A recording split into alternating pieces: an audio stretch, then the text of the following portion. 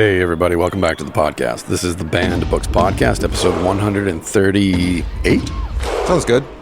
Sure. 138. And as always, we are your intrepid hosts, Christopher Gillespie. Who is chilling and willing, maxing and relaxing, kind of. I ran out of CBD, so there you go. No. I know. I didn't realize that my brain started getting a little foggy this morning. I'm like, oh, that's right. Yeah. And I am Donovan Riley, and I have an actually extra amount of CBD on today because my wrist, my hand, and my elbow are in a great amount of pain from me totally not training.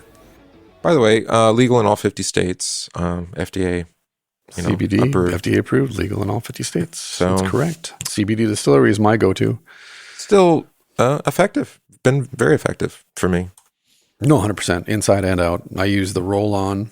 Mm-hmm. It's kind of a cream, and then I use regular just cream, lotion, salve, and then, take the CBD tincture. Maybe we need like a CBD sponsor.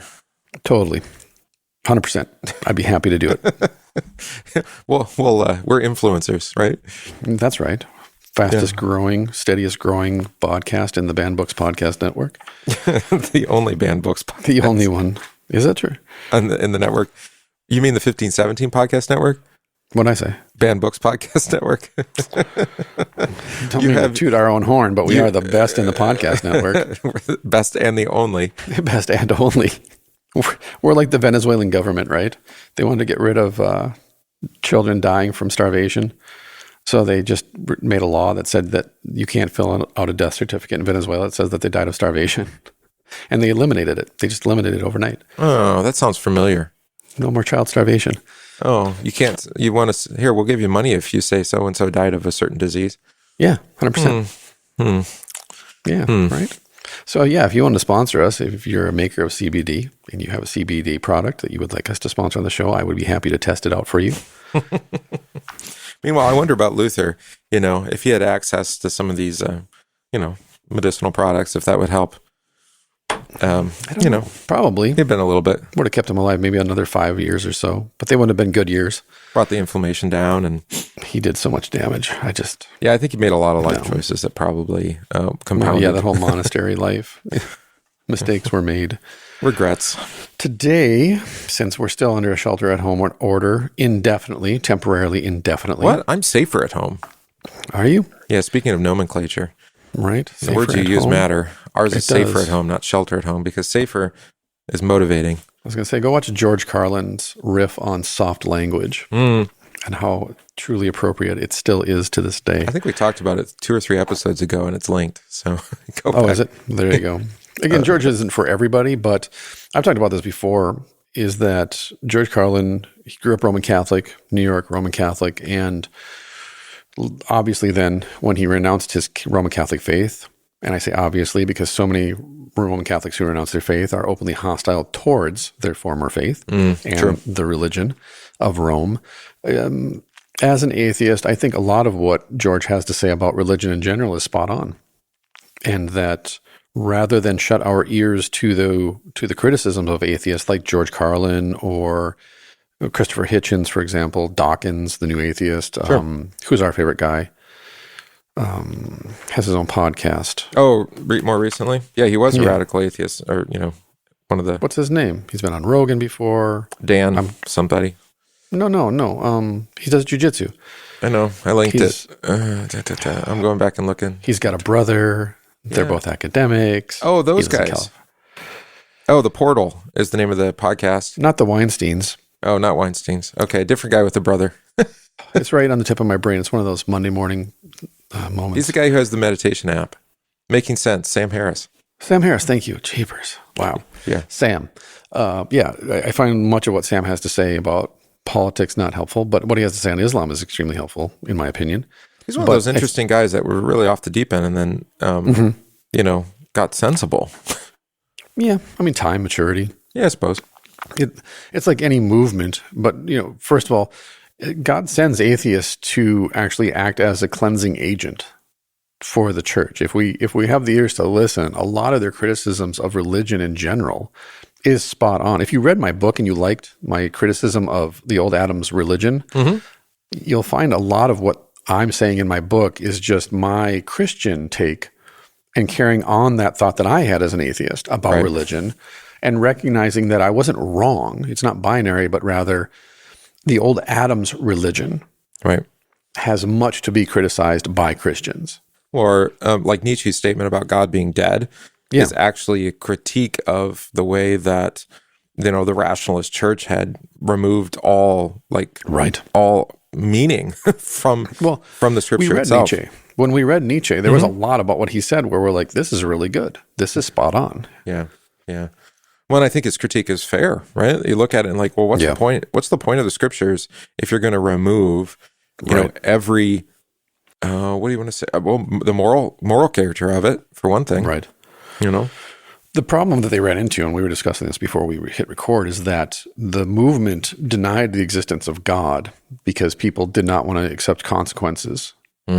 Judgment, essentially, is what we would call it. We don't want to be judged by God for our decisions. We don't want to take responsibility for the consequences of our decisions, especially when it comes to our relation to a divine power. Well, especially when we want to make decisions or do things that of our own imagination, right? And that especially if they don't conform to the revelation of God in the Word, well, then you have to really kill the Word in order to be able to do what you want to do. And what I find then tragically ironic is that what we replaced God with was this humanist ideology that put all their eggs in the basket of human potential and made of the state a God. And then the very movement that said, well, we don't want to be responsible to God for the consequences of our actions. We then turned all of that responsibility back on ourselves within the context of humanism, and then made of the state a God, and then said, well, okay, now you take responsibility for our decisions, tell us what we should do, and then you accept the consequences of our actions, and don't judge us. And maybe ironically then, by putting it into human potential, you actually remove the potential for humans to be anything more. Right, exactly. It's very regressive, actually. Yeah, it ends up being very limiting, right? Right. Yeah. And what you discover is there's no absolution anywhere. I mean, the absolutions are conditional if they occur at all. But the state isn't very forgiving at a certain point. Because it doesn't make sacrifice. It doesn't make sacrifices, but it demands sacrifice, and it requires sacrifice. Right. We can forgive the state, but they won't forgive us. That's why when you hear, and this is a riff, and this is not a Democrat riff or a Republican riff, this is just a political riff based on my study of U.S. history and growing up in the house with a political scientist and civics teacher, is that the language of so many governors right now, we're all in this together, we're all making sacrifices. Well, A, no, we're not, because you're still being paid a six-figure salary and you live in a mansion. And you have a haircut. B, and you have a haircut. And B, your salary is being paid by my taxes. So you're not sacrificing. I'm sacrificing. Sacrificing some of your political cachet in order to justify your existence. Yeah, that's true. And we're not in this together because we're not physically together. No. We're not allowed, even though we're told it's voluntary up to the point that you try and go and do something and then you're fined or arrested for voluntarily leaving your house, for example. Yeah. I said in my sermon yesterday that the safer at home, it's fundamentally anti-human, human, right? Because we weren't made to be alone or isolated. Right. But we're made for community. We're made for family, and to take that away from us isn't a good. It's just not good. It's fundamentally not good. Well, going back to your point about language, we're not social distancing. We're physical distancing. Yeah, that's dehumanizing. Yeah, like physical distancing, not as much, but social. Yeah, that language is terrible. It is. And I think as we're about to get into then, and we talk about over and over again, language does matter. Language is important. And to your point too, yesterday in my meditation on Psalm 82, most of my meditation was actually coming out of a riff on something that George Carlin had talked about over 40 years ago. And I had listened to it and I went and found the transcript. And reading Psalm 82, again, this was one of those divine foxiness moments where I'm like, oh, okay, this matches up with that. So I'm going to put this in the meditation because it does match up with who judges the judges. And that the watches the watchers. Yeah, exactly, the watchmen. And the point being then that I learned something from George as not just an atheist, but as a social critic And it's comforting in the sense of there's nothing new under the sun. And something that George noticed 40 years ago and 60 years ago is still true to this day about power and influence and politics and people in general and religion. But also on the flip side, it can be very discouraging if you don't have that emotional equilibrium to recognize, there's nothing new under the sun. And what's happening today is no different than what's been done countless times before.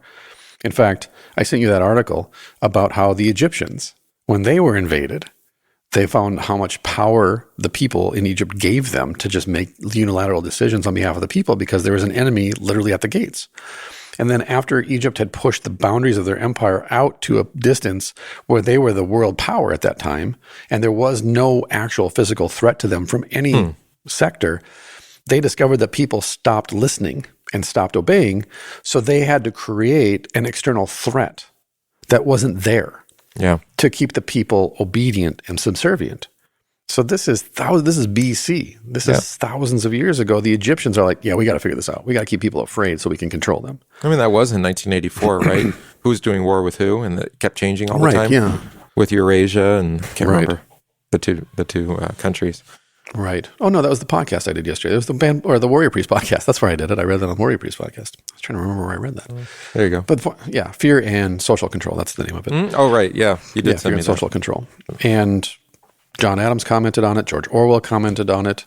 Lots of people have commented it over the years. And it doesn't matter. We didn't learn it. We didn't learn it. And this is then the segue into Luther, because when Luther comes out of the gates in 1518 at Heidelberg, which is really when he got noticed, there were people that were, everybody there was moved by what he said in the Heidelberg Disputation. Everybody had an opinion coming out of the opening morning session and going to lunch. Some wrote home like a Bucer and said, I just heard the most amazing thing I have ever heard in my life theologically. We have to change everything. He's so right. A vast majority, though, said, this is the worst thing I've ever heard. Who let this guy speak? And how did he ever become superintendent of these monasteries? And it's dangerous. Exactly. We got to shut this guy down. So Luther was removed at Heidelberg, and he was replaced as superintendent because his superiors had already gotten wind through things like the disputation against scholastic theology, words coming out of Wittenberg about his lectures on Romans and Psalms, his 95 Theses, obviously. These are things that all raised red flags for his superiors. And Heidelberg was just a great time politically for them to say, well, you know what? Your tenure as superintendent of all these monasteries is up. We got this other guy that we're going to replace you with. And it's traditional that the outgoing superintendent gets to do the theses. So Luther's like, well, since I got nothing to lose politically, let me drop both hammers. But the point being is that we tend to read it backwards in our context, depending on where we come from. Protestants will read backwards and say that was a great moment in the history of the church. Roman Catholics tend to disagree with that. Yeah. And I hate to argue it, but they're kind of right when the Pope said that Luther was going to fragment the church. Yeah. And because he did. He really did. Effectively, yeah. And we didn't just have a Western and an Eastern church. We had churches, thousands of churches. And go online and Google how many church bodies there are in the world today. It's tens of thousands. Well, I mean, but if, what was effectively, 1,000-year run for the Roman Church? Yeah. It's a good run. That was a pretty good run. Well, it's a little bit more than that, maybe 1,200 years, plus or minus. Yeah, it was a pretty good run. And, a good portion of that time, it was because they were politically savvy. Well, still are.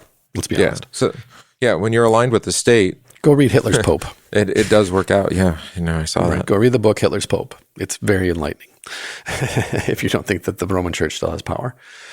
Oh. The point being then that for Luther, I think we read the past, we read history through this set of lenses that influence how we see that, when the fact of the matter is by 1521 and 22, those who were on board with Luther were completely on board, but you have to remember 1521 and 22 is also when he was in the Coburg, and you had the heavenly prophets coming into Wittenberg, and they're destroying the windows in the churches and tearing down the iconography and the statuary. That was really so there's like a 4-year grace period there where things are kind of in Luther's favor, and he's the flavor of the month. But by 1521, 22, tribalism had set in and people were starting to form up in different groups. And by 1525, 26, 27, then the Peasants' Revolt, and then going into Augsburg in 1530, there were significant divisions, even within the faculty at the University of Wittenberg. There were lots of people that did not agree with Luther on the faculty. And if you don't agree, believe me, go forward a couple decades to like the 1570s and 80s, almost the entire even faculty 50s. 40s, 50s. Through the interims. The whole faculty were Reformed. They claimed to be Lutheran, but they were Calvinists. They were Reformed. Which is why there was so much Calvinist Reformed theology coming out of Wittenberg by the 1570s and 80s. Yeah. And there was a fight there, but we see who won. I don't know, maybe too strong to argue, but it does seem to be that, they bought onto the argument that, Luther was actually too reform-minded, and he wasn't, they needed a new institution. We can't, we really can't retain anything from Rome. That was Philip Melanchthon's famous statement in 1534, 35 when he rewrote the curriculum. And he got criticized, and he said, you can't base an entire curriculum on Romans 3:28. You can't. You can't base an entire curriculum on justification by faith alone. Okay, maybe not a curriculum, but faith? Well, but he won that because that curriculum was used for over 400 years, fundamentally unchanged. Yeah, expanded quite a bit. He is the prefector of Germany. Mm-hmm. I mean, so, like I said, Luther may have won a lot of battles, but at the end of the day, he didn't win the war. And even his own colleagues said, you've gone too far, or you've not gone far enough. And so when we read the Galatians commentary, we have to recognize that this is actually kind of anachronistic. In fact, I can argue that and base it on the fact that most Lutherans don't like this. When you read this to most Lutherans, they don't agree with what's being said. No, because it's crazy Luther. It's scandalous. Raw, unfiltered. It is. It's Luther. He thinks he's going to die. The plague's just torn through Wittenberg. It's still going through Wittenberg while he's giving these lectures. His daughter just died. He makes it another 10 years, right? Yeah, he does. But his daughter just died. You have the plague going through Wittenberg. People are being evacuated. He stays. Katie stays.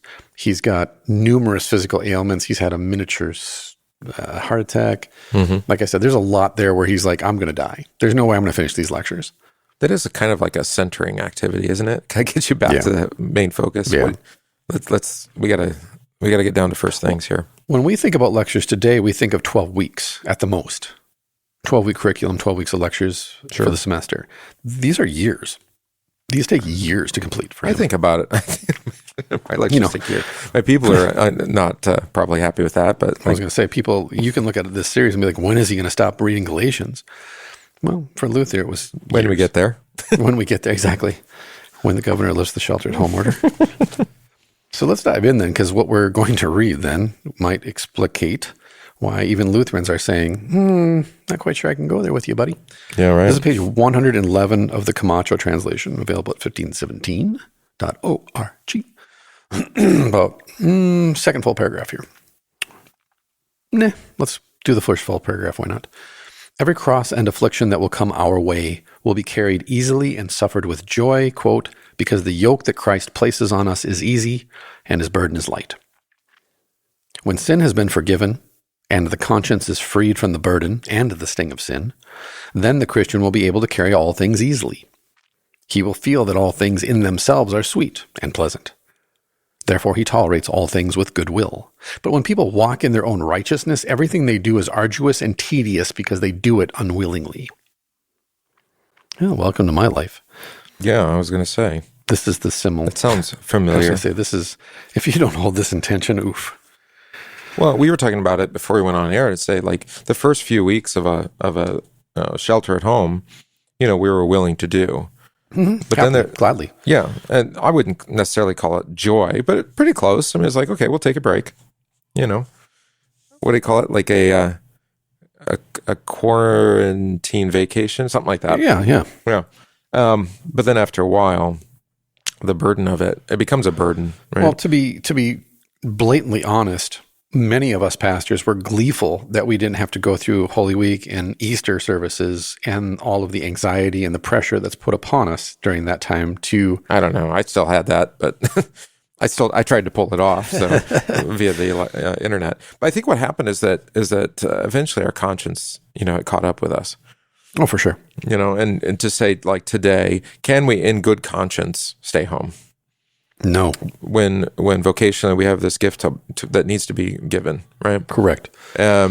and our the struggle with conscience is that conscience has to be informed by the Word of God, but it's also informed by reason, Right. And observation, science, if you like. So we look at it and say, okay, we have all this data now. We have what God's Word has said, and we have the data, and now I would argue that our civil authorities are actually putting a burden upon us that is contrary to God's Word. Mm-hmm. Just put it that way. Right. And it's because we have this vocational obligation. Our people need the gospel. They need to receive the gospel through the means. Physically. Physically. We have data that we didn't have 8 weeks ago to say, you know what? I mean, we have a hospital system that's capable of handling what's going to come. Correct. We have people that are hurting and suffering because of the economic fallout from decisions that were made. Right. The gospel needs to be preached. People need the forgiveness of sins. 100%. And the consequences of that, maybe from day one this should have been the case, to say, let's just let the Holy Spirit figure this out. Right. Or let God work it out, and not worry as much. We have the example of the church in times of pandemic, and I think originally I thought, they acted naively because they didn't understand viruses. They thought they were demonic or something. Maybe they are. The demons use them, but we're not afflicted by demonic possession, and you can't just spread some garlic juice on people and then you'll be all right. And what were the beak masks things? Yeah, the beak masks. We're going to scare away the demons. So we look at it today like, well, we know better. Well, do we? No, because those beak masks were actually loaded with different herbs and things to filter out the air. So they understood. It was like a carbon filter almost, right? Well, it was in the sense that they didn't have microscopes. They didn't understand the transmission of bacteria through the air, but they understood that there was an airborne quality aspect to what was happening. They understood that part. So that was that like an N94 mask then? Yeah, today it's the N95. I think that's the point. It's a good point, though, is that we always assume that because we always assume that people in the past were dumber than we are today, because we have microscopes or telescopes. And it's like, no, we prove things through scientific method today that people have known for thousands of years. Like going outside and getting fresh air and sunlight is actually good for you. Yeah. Well, and I think that's what I see from, our civil authorities, who are kind of uncivil in a lot of ways, is that they're operating according to their own righteousness now.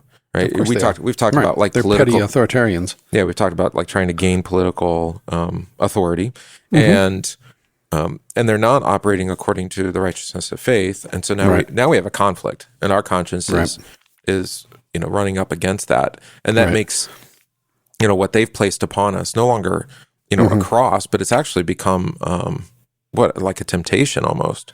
Or actually, yeah, I should put a condition. My governor, in my opinion, and your governor too, and the Michigan governor, and Illinois governor, the Alliance of Five or whatever they're called, the 5-state alliance. In my opinion, they're petty authoritarians because they're using this crisis as an opportunity to centralize power around themselves under the guise of righteousness that we're protecting our civilians. Yeah.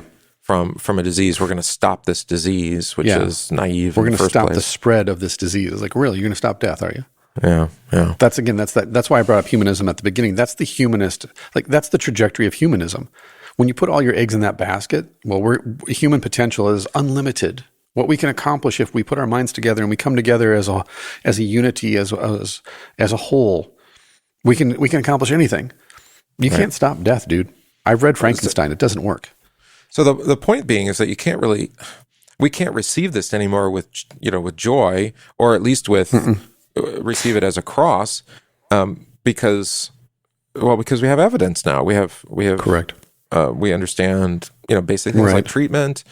We know how the disease is spread. I mean, there's quite a bit that we know, and now it's no longer just a burden that we bear, but it actually is an offense. Well, here's an interesting thought. Since we're talking about it, is what. Be fun to do a Bible study on the Maccabean revolt right now. As an example, and to ask that question. Or one of the conversations I have with a brother pastor who was a naval chaplain for a number of years before taking a call is that up until, and if you're a chaplain, you can correct me on this because I'm just going on conversations and I've got books in the queue, but I haven't read them. that up until basically the drafting of the Geneva Convention, military chaplains served in the military. They fought in the military, especially you go back to the Middle Ages, for example. They carried, exactly. And so this idea that, pastors and priests are to be passive, they're to stay in the rear and not fight side by side in the military, for example. Well, go read the Maccabean revolt. Go read about that. Mm-hmm. It may seem foreign to us today because of the past 100 years and how we've changed the definition of the priesthood and the vocation of the pastor to a more passive counselor. And this goes all the way back to the 30s and the advent of clinical practical education. But what we've done with the pastoral vocation then is we've neutered it. So I was going to bring up, I posted on my Instagram, on my author page on Instagram, this meme about Psalm 149. And it's humorous and it's satirical. But go read Psalm 149. It tells you to take up the sword and the shield and fight. In fact, it actually impresses upon you that it's actually a godly thing. So what I brought up yesterday in relation to Psalm 82 then is, you have Psalm 82, but you also have Romans 12. Mm-hmm. All right. So what do you do then? Do you try and hold those in tension and recognize there is a dichotomy here? Mm-hmm. Or do you try and reconcile the two and form a synthesis and say, some people might be called to fight against judges whose judgments is unjust, but Romans 12 says that we don't, and that they're given the sword to punish injustice and criminality. But what if they are the criminals? Now what? Yeah, right. Well, I was going to say it's easy to judge that in a binary way because then we don't have to. It's messy, is what it comes down to. It's messy. Right. Well, and think also, regardless of what lectionary you're using, the last couple of weeks have been Good Shepherd Sunday, right? Mm-hmm. And that picture of a shepherd, in the ancient world, and that these guys were somehow, passive, beta male sitting kind on of a thing. hill, playing their harp, singing. Yeah. There's a reason why the pan flute. There's a reason why David was a pretty good shot, with Goliath, because he had to defend the flock. That's right. Maybe his weapons weren't all that impressive, a slingshot or with a stick or a rod or whatever it is. Mm-hmm. But you had to fight off lions. I mean, we know, like with Samson, right, with the lion. Right. There's lions roaming around? Yeah, there were, right? Yeah. Or wolves or whatever it is. Mm-hmm. These are the guys that had to defend, defenseless people. I mean, so think of that picture of your pastor then as a shepherd, or of Jesus as your good shepherd. Right. This is not like a passive, wussy kind of guy that just kind of sits around and, like you said, plays the harp and enjoys the scenery. Yeah. It doesn't happen that way. This is a mighty defender, is what it is. Yeah. And yet, this is the point of the psalmist too, is to be angry but don't sin. And I've talked about this before, is that Marcus Aurelius, in my meditation this morning, Marcus Aurelius points out that when you become angry and allow anger to control you, you become less of a man. Yeah. Because essentially what he's saying is, an anger, when you manifest anger and you allow it to control you, you're basically a child throwing a tantrum. That's basically what you're doing. And that therefore diminishes you as a man. You're less of a man if you allow anger to control you.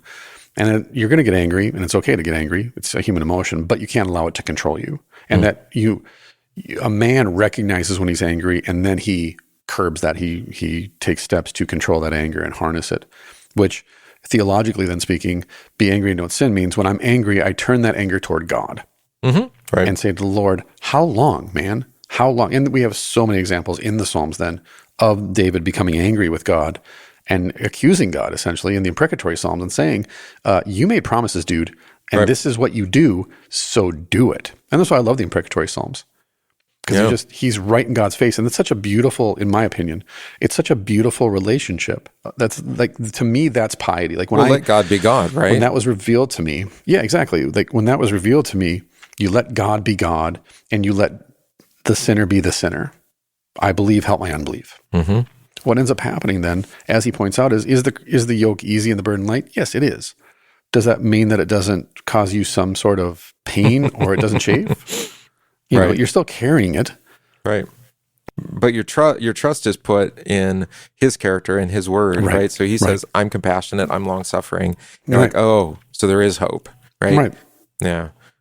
But if it's not in God's character, if it's in your character, then what happens? You walk in your own righteousness. Well, yeah, and you end up having this conscience that's misinformed, Right. and that leads you really, into despair and hopelessness, because you try to trust in yourself. Well, I think tedious is a perfect word to describe the present situation. This is tedious at this point. Night, yeah. However, as I was talking to you, talking with people I know who sit around tables in boardrooms where they have to sign non-disclosure agreements and to never repeat what's said around that table, talking with one of those people, we're about to encounter a very arduous situation socially with supply chains and the breakdown of the supply chains and people having access to staple foods in the supermarkets. Worse than tedious. And then, it's going to be arduous because, where I live at, which is semi-rural, we live 40 miles from the Minneapolis airport, which in Minnesota means you're almost rural, 40 miles from the Minneapolis airport, is that I'm surrounded by ranches and farmers and butchers and processing plants. And so I know, talking with them and talking with the farmers and the ranchers around me, because I get my eggs from them and we get our meat and so forth from them. Right. They're already telling me what's coming by the end of this summer and the end of the summer. And you'd have to be naive not to see it. Excuse me, it's not good. So for us, then listening to them, we're going to order another freezer. We've ordered a pig and a quarter of a steer because they're telling us you need to do this because we're telling you there's a tsunami coming. Go to high ground. And then my friend saying, all the people that are heavily invested in the stock market are selling off all their stocks because they're telling me there's a crash coming next year. Now, maybe it does, maybe it doesn't. It's all in God's hands. However, the point being, these are people that I trust because, they're wise. Yeah. And thus, I'm going to take them at their word. And I'm not walking in my own righteousness at this point and saying, well, I know what's best or they know what's better. They know better than God. But I am recognizing in their vocations to which God has set them, these are wise men. They're good men. They're godly men, actually. And therefore, I'm listening to their words and I'm heeding their wisdom and saying, I can still be a faithful Christian man and listen to these first article gifts that God has sent to say, you need to pay attention. Like, things are happening. And it might, like I said to my kids last night, every hurricane starts off as a breeze. Or a butterfly. It's just flaps a matter its wings or whatever. Yeah, the butterfly effect, right?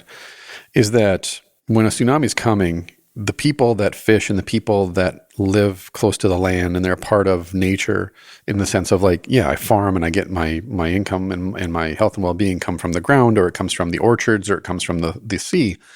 They're the first people to recognize when a tsunami is coming. It's the people that live in the big cities that are more removed from the land, more removed from creation. They don't see it until it's too late usually. And for Luther then to bring it back around to faith, and we were talking about this too, is before we hit record, is that a lot of churches when this started said, it'll be a month or two, we'll be fine. Those today then are the churches who are now panicking and scrambling to pay salaries, to pay wages, to pay the bills. And now it's almost too late. There's not money available to them necessarily right now. And therefore, as a consequence, they're having to really, lock down the hatches and go, what are we going to do? We have to cut programs. We have to cut salaries because we didn't listen. We didn't pay attention. Right. And we've enjoyed a time, at least in my opinion, the church in this country has enjoyed a long stretch of leisure for most of the last century and privilege, excuse me. And we've been very comfortable. We've been able to talk in the abstract about being arrested going to church or being fined for gathering together. Whereas if you were a pastor, and I'm of course never going to advocate for this because this would be, uncivil. But if you were a pastor who left the doors unlocked to your church on Sunday morning and people just happened to wander in and sit in the pews and participate in what was happening online, you could be fined and you could be arrested for that. Therefore, are you prepared for the consequences of that? And is that unfaithful to say, I don't care what this governor or this president or whoever is saying, to your point, as a pastor, I must take care of my flock. And as we've talked about, and I'm sure others are already experiencing this, it's going to take me most of the summer to get my flock back. I'm probably going to have to go out and there's going to be some that never come back because of fear. And my governor, at least, is talking in words about the fall now. And regardless of what you believe about the politics of it and whether they're doing this on purpose to win the election, state and federal, the point is that when you switch the rhetoric from, May, June to, in the fall, or in, the school district here is talking about January before classes start again. Yeah, nothing. Well, and who is it? Google, Facebook? They're not going to have they're going to do only remote work until 2021, they said. Yeah. I told you, we're not allowed, there's going to be no competition, no tournaments, no fights till 2022. So my plans to compete at Worlds in a year and a half, they're scuttled because there's not going to be Worlds. So I look at all those messages that are being sent to me and I say to myself, okay, well, I can sit passively and do nothing and let my flock wander away. And new schedules, new priorities, they're not being fed because they're not streaming online. They're not going to come through the doors, even if they are unlocked. Or I, as a pastor, I'm going to have to go out because gratefully my governor has said pastors and clergy are essential workers. You are free to go out. You just can't actually interact with people. You figure that one out. Right. It's like in California where they're like, you can go out on a boat, but you still have to practice social distancing while you're on the boat. Well, and I look at this and say, what's the problem? It's the only way we're going to be able to actually navigate this is through the gifts the Lord gives, right? Because those set our conscience free. Right. That we can fully embrace submission to a civil authority, for example, and to their rules and obligations. If we're actually living in the righteousness of Christ, that is, with sins forgiven, clear conscience, can embrace death, all of those things that come with it. Without that, it's like, we're living according to ourselves, or according to our own righteousness, according to our own ideas. And there's no hope in that, and there's no future in that. Right. And so then it's like, well, how are we going to get through this? It's not going to be through our own, reason or strength. It's going to be through embracing one another in the forgiveness of sins. That's the only thing that's going to get us through this. And right now, because it's limited to this digital thing that we do, I don't know how effective it is. It's not that I don't trust digital technology. Well, I don't trust digital technology. I just know I know myself, right? And I observe people. I observe my family trying to watch a live stream, right? And my family is, they're peculiar, and I think we do all right at it. And I can only imagine that those who are just less committed, it's like you put it on the television and you just see what happens. Right. I guess the Lord can work through that, but it's not exactly what He instituted, right? It's not what He gave to us. No. Well, and this is probably a good time to point this out too, because it's been asked of me. The first of the two episodes that we do every week tend to be more heavily weighted towards pastoral matters. We don't read as much of the text. And the reason for that is, if you've wondered or you've been screaming at your iPhone, is that between now and next Monday, I get anywhere from a dozen to 2 dozen emails or texts or phone calls from people who are struggling with these questions. Yep. And this then is the opportunity for us to have the conversation pastorally around this topic, both theologically and philosophically, or vocationally in relation to the gifts of salvation. And what I'm hearing back, with the feedback I'm getting from people all over the world, is that they're not able to have the conversation because they can't go to church, or they don't have a pastor or a priest to shepherd them through this question. And so they're asking it because they're either listening to the podcast or they're tuning into the live stream. They're getting fed digitally, but nonetheless, they're isolated. Right. And that isolation is dehumanizing, and it raises doubts, and it begs the question for them, well, I want the gifts, but I'm not allowed to get to the gifts. Or I'm really angry at my governor, or I'm angry at the president, or I'm angry at this, or I'm frustrated, or I'm depressed and hopeless. That needs forgiven too, by the way. Exactly, that's forgiven too. But even my apocalypse buddy, he's like, dude, if theoretically, allegedly, if we don't train 3 days a week in secret, his relationship is going to explode with his girlfriend because they're home 24/7 together. They have no release valve. And even though the guy's not a Christian, I'm pastoring him. It's blatant that I'm pastoring him because he needs it.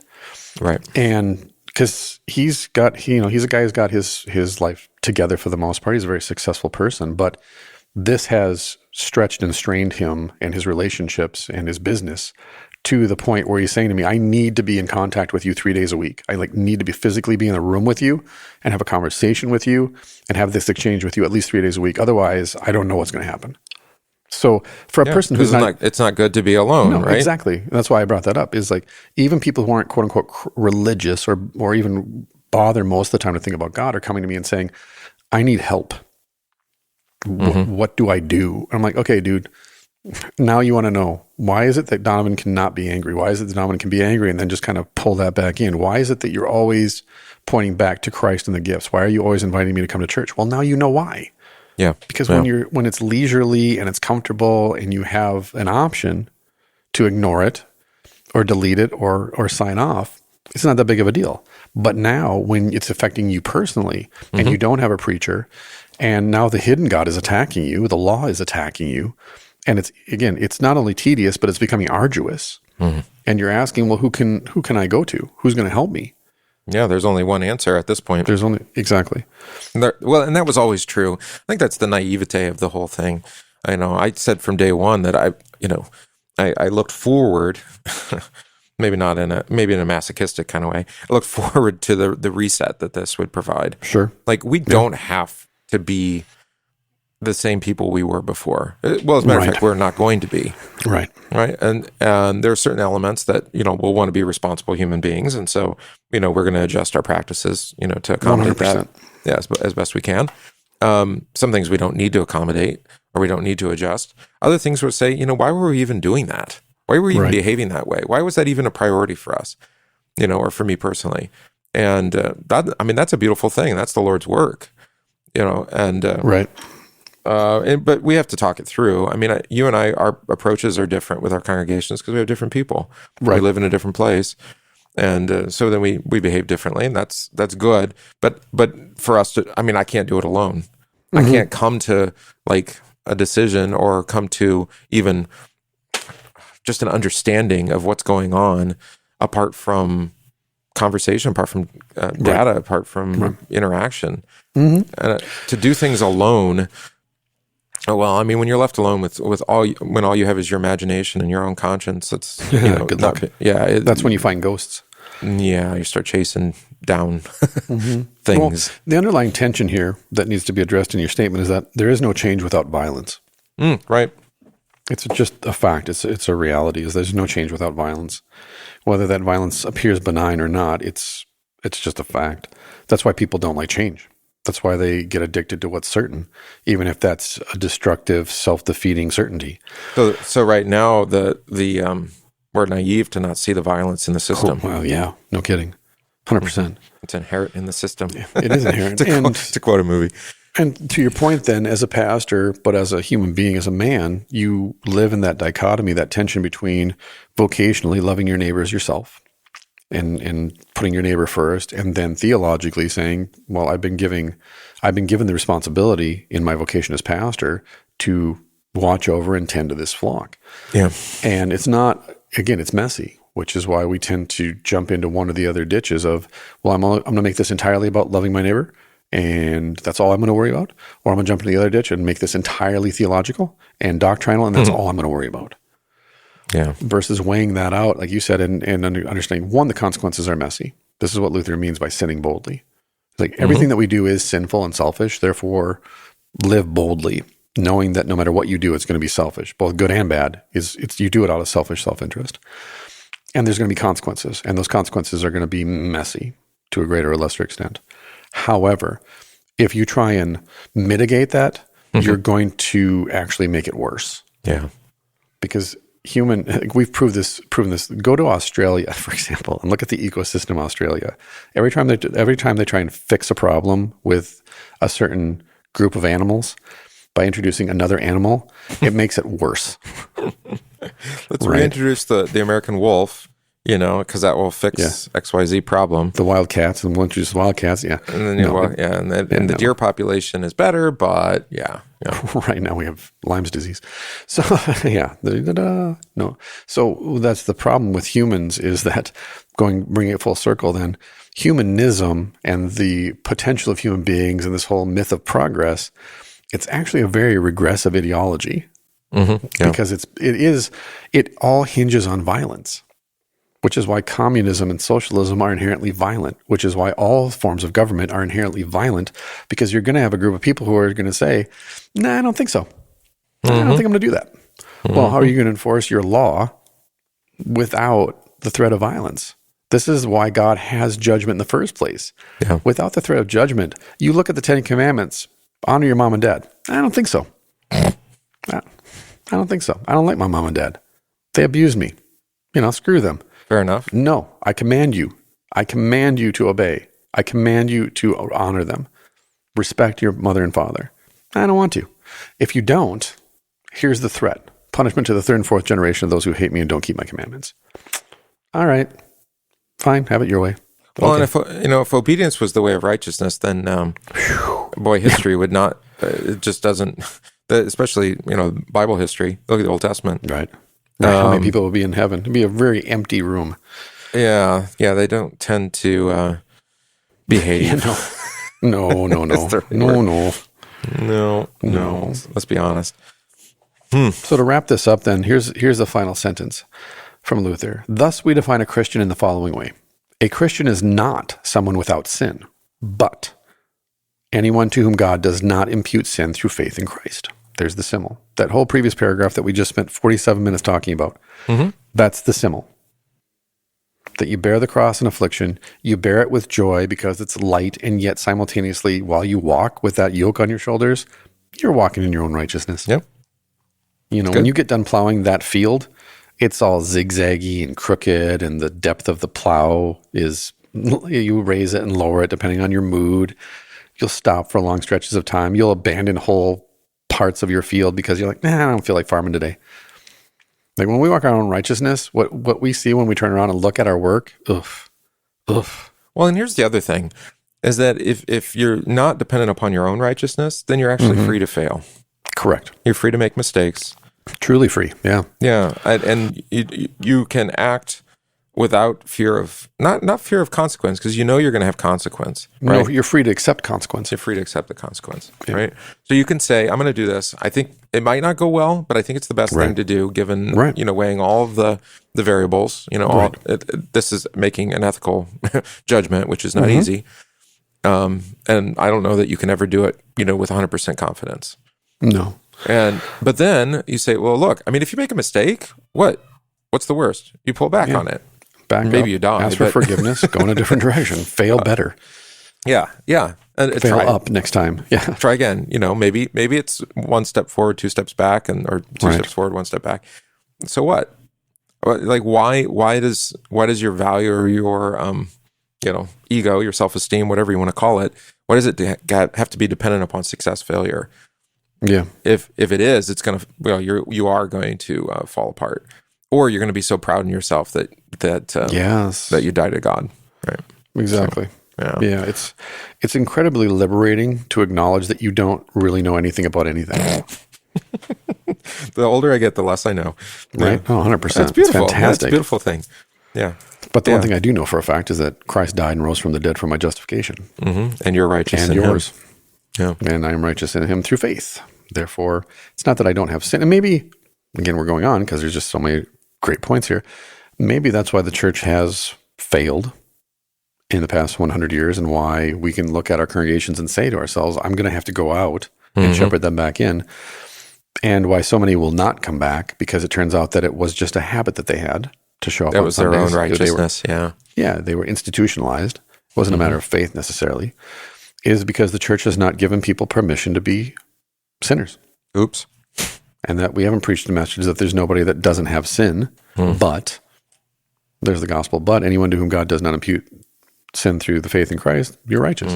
That seems like a pretty big thing to miss. I know, right? That the whole reason you go to church on Sunday is not to prove that you're not as sinful as everybody makes you out to be, or the law does, but rather to say, I'm actually so much worse than I thought last week. Yeah.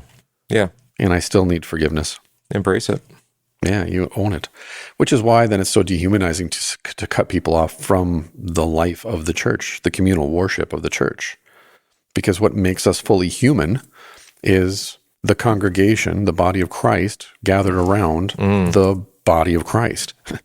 To find our value outside of ourselves. Correct. Rather than right now being stuck inside with basically ourselves. Right. And our own judgments. Yeah, which is, let's silence that. Yeah, when you come to the Lord's table, you are coming to meet the divine judge. Mm-hmm. It's in our creed. He will come again to judge the living and the dead. Yeah. But the judgment there, like I talk about in Hebrew, there's two kinds of judgment. There's condemnation and punishment, but then there's also absolution and pardon. Mm-hmm. It just depends. It's justification versus condemnation. So when you come to the Lord's table, you are being judged, but the judgment is innocent. Yeah, not guilty. Outside of the Lord's table, guess what? That judgment is usually, you're guilty, and you deserve what you get. It's Ouch. Like Clint Eastwood said in The Unforgiven, we all got it coming. It's true. So we'll wrap it up there.